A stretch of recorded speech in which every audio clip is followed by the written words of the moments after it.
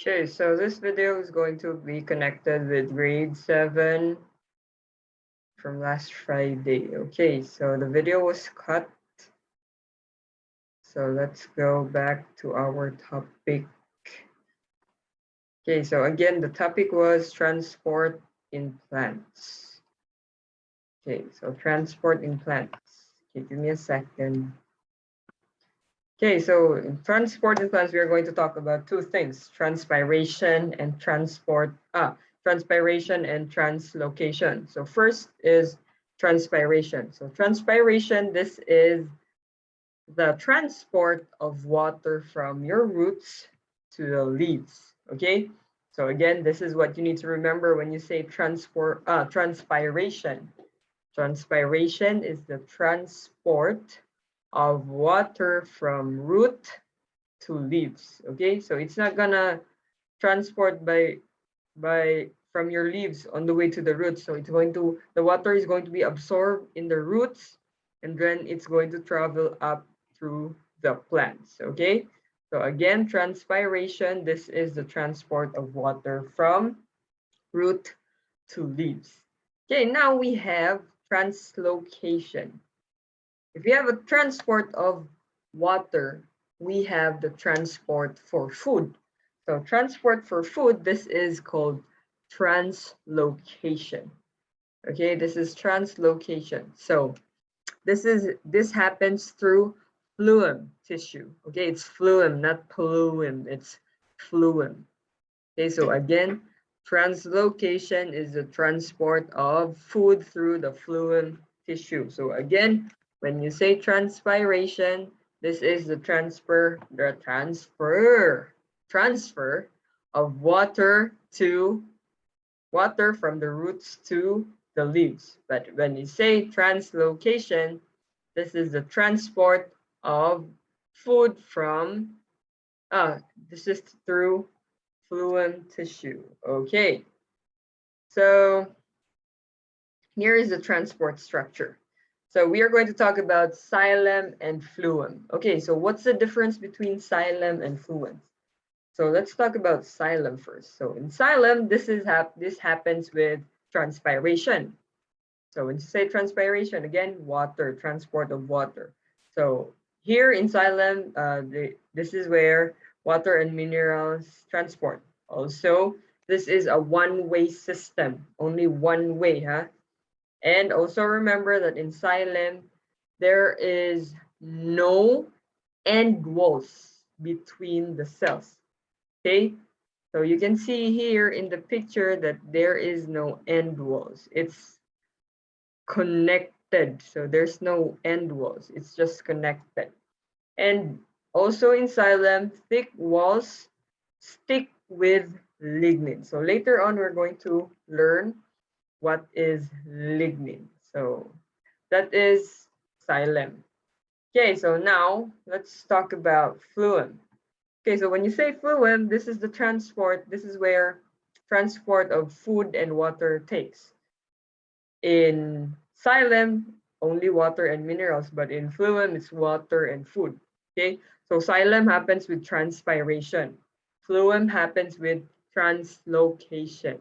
Okay, also here in phloem, so you can see that there are end walls. Okay, so with xylem, there's no end walls. It's connected, but here in phloem, there is an end wall. And also the difference between phloem and xylem. In xylem is just one way, but in phloem it's two way. Okay, it's two way. So again, xylem one way, phloem it's a two-way transportation. Okay, so that's the difference between xylem and phloem. Okay, so in xylem we have in xylem transports water and minerals through the vessel elements and also the tracheids. Okay, so this is where xylem transports through vessel elements and tracheids. So which are dead at maturity. So this vessel elements, this dies during maturity. So it's just the same with human being. When we get old, we die.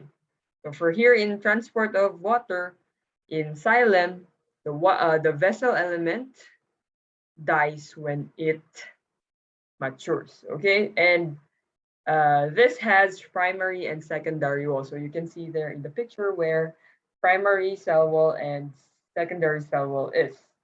And also in pits, the secondary wall is a thin or missing. So in pits, there may be a secondary wall or none. So it may be thin or none. Okay. So this thin secondary wall, this is the one that allows the water to flow. Okay. Because if it's going to be thick, it's not going to allow the water to flow. So that's why everything happens for a reason. That's why the secondary wall is thin or literally missing, because this is the one that allows the water to flow. Okay, so this is what happens in xylem. Okay, so let's talk about the development of xylem. Okay, so from tracheids, it will become xylem vessels. So this tracheids, this is also called as xylem cells. So from xylem cells, it's going to mature and die, and then it will change to xylem vessels. Okay. Okay, so what's the difference between xylem cells and xylem vessels? So tracheids or xylem cells, these are long tapered cells with pitted walls. So you can see here in the picture that I put as an example. So it is a long and it has pitted walls. Okay. And also, again, at maturity, lignin can be seen deposited. Okay, lignin is deposited. Deposited meaning leaving something behind. Okay, that's what you mean when you say deposited. Okay, so lignin can be seen deposited at the cell walls and tracheids, and the tracheids gradually die. So while lignin is deposited, again, when it becomes mature, it will die. Okay, this xylem cell. Okay, and also here in tracheids or xylem cells, there is no cytoplasm. There is no cytoplasm. There you cannot see any cytoplasm happening. Okay, and let's go to the next one. We have xylem vessels. So from tracheids again, it will become xylem vessels. So in tracheids, it is a long non-living. So it means non-living means it's already died. It already died. Okay. So again, tracheids die when it becomes mature. Okay. So also here in xylem vessels, there is no cytoplasm present. Okay. There is no cytoplasm present. And also here in xylem vessels, the walls are strengthened by lignin because lignin is already deposited while becoming or developing from tracheids to xylem vessel. Okay, and then that is the difference between tracheids and xylem vessels. So again, from tracheids is going to become xylem vessels. So tracheids is going to die eventually when it dies. And remember that there is no cytoplasm present in xylem. Okay, remember that there is no cytoplasm present in xylem. Okay, okay, so we have been talking about lignin. Okay, maybe you're confused. Okay, teacher, what is lignin? Okay, okay, so lignin is a hard and rigid substance. Okay, so this came from the Latin word, which is lignum. That means wood. Okay, so lignum means wood in Latin. So this is a hard, rigid substance.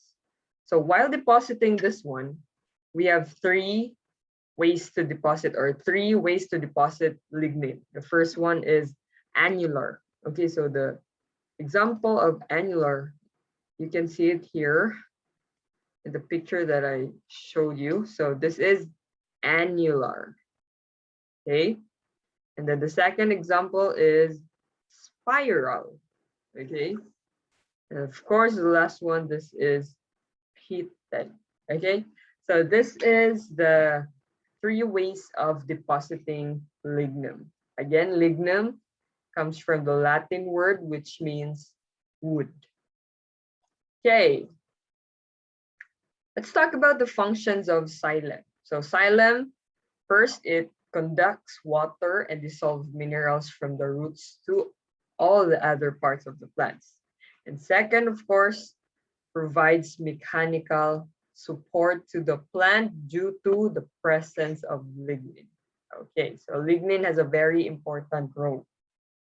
Okay.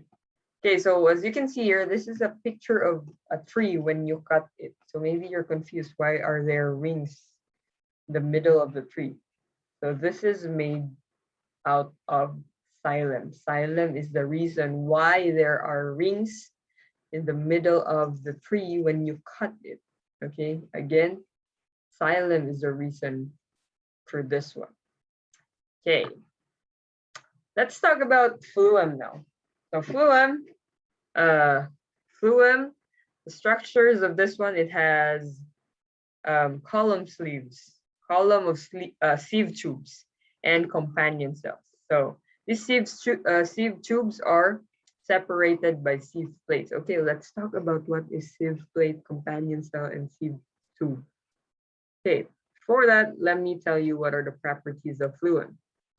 What you only need to remember is in phloem, this is where you transport water and food. This is translocation. Okay, so again, in xylem, that is transpiration. Phloem is translocation, transport of water and food. Okay, now let's talk about sieve tubes. Okay, so in sieve tubes, it is a degenerated protoplasm. So there is no vacuole present, no nucleus present. But if you can remember, in xylem, there is no cytoplasm present, right?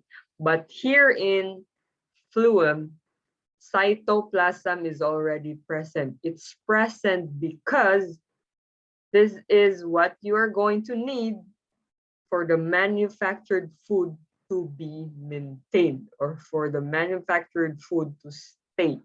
Okay, this is what the cytoplasm is used in phloem. Okay, so remember that in phloem, cytoplasm is already present. Okay. Okay, so now let's talk about companion cells. So in companion cells, the function of a companion cell first, it is a narrow, thin wall with the abundance of cytoplasm and nucleus. So here in companion cell, you can see a lot of cytoplasm and nucleus. Okay, what is the function of companion cell? So the function of companion cell, this keeps the sieve tube alive to provide the nutrients. And this contains a lot of mitochondria. Why is there a lot of mitochondria? Because it provides energy for translocation. So of course, when you do something, you will need energy, just like with human. When you're going to exercise, you will need energy to do anything. You will need energy. So where do we get energy? We get it from the food that we eat. Okay, so here in companion cells or in phloem, you will get the one that provides the energy is the companion cells. Okay, which has mitochondria. Okay, this is the one that provides energy for translocation. Okay, so let me show you.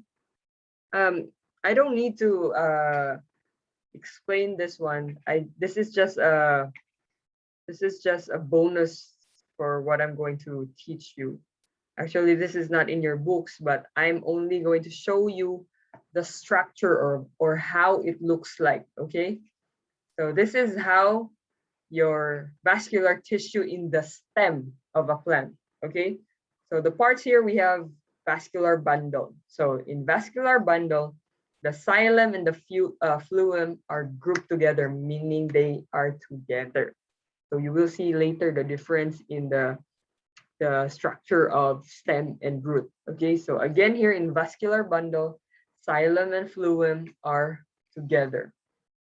And here, cambium cell, we have the cambium. Okay, you can see there the cambium. This is the one that divides. Okay, cambium cell can divide. Okay, to give and rise, to make a new xylem and a phloem tissue. Okay, so the cambium is the one that gives the opportunity to make a new xylem and phloem tissue. That's the purpose or the function of cambium. And here in pith, the vascular bundles are arranged in a ring surrounding. So again, also a function of pith is this serves as your storage tissue. Okay. So we have also cortex. So this is the cortex here, the cream color. So the cortex, this is the region between the vascular bundles and the epidermis of and epidermis is the cortex. So also the cortex serves as storage tissue. Okay, storage tissue for the food. And also the last one, we have the epidermal cells. These are covered with wax called cuticle. Okay, this cuticle is the one that prevents or stops the excess loss of water from the stem. So everything has its own purpose. The vascular bundle, cambium, pith, cortex, and epidermis. Okay, so again, this is the organization of a vascular tissue. Okay, so we have here in the root. So before that was the stem, this one. Another one is the root. Okay, so you can see here it's already different. Okay, so let's see the vascular tissue. In phloem, in stem, it is vascular bundle. It's called vascular bundle because it's together. The xylem and phloem is together. But here in the roots, it's already called vascular tissue because the xylem and the phloem are not together anymore. They are put in alternate. Okay, so let's say xylem, phloem, xylem, phloem, xylem, phloem. Okay. Next one, we have the cortex. Okay, so the cortex again is between the epidermis and the cortex. So again, cortex is the storage tissue. And also here we have a new one, a new thing. We have piliferous layer. So in root, the epidermis of the root bearing, the root hairs are called piliferous layer. So this root hairs here, these are called piliferous layer. So here in the roots, there is no cuticle present. Okay, there is no cuticle present. Why is there no cuticle present? The wax before there in stem, it's not present here in the root. Why is that? It's because that each root is a tabular outgrowth of the epidermal cell. Okay, so you can see there the example. Okay, so and also here in the root organization of vascular tissue in roots, there is no central pith and cambium between xylem and phloem. Okay, so this is the structure of the transport. So this is your leaf, the stem, and the root. So everything is different. So the one that I explained to you, the stem, in stem, the vascular bundle, it's together. Xylem and phloem are together, but in root, it is already what? Alternate. So xylem, phloem, xylem, phloem, xylem, phloem. Okay. This is also a picture of how the water is absorbed. Okay, and also before I will finish, I will show you this video.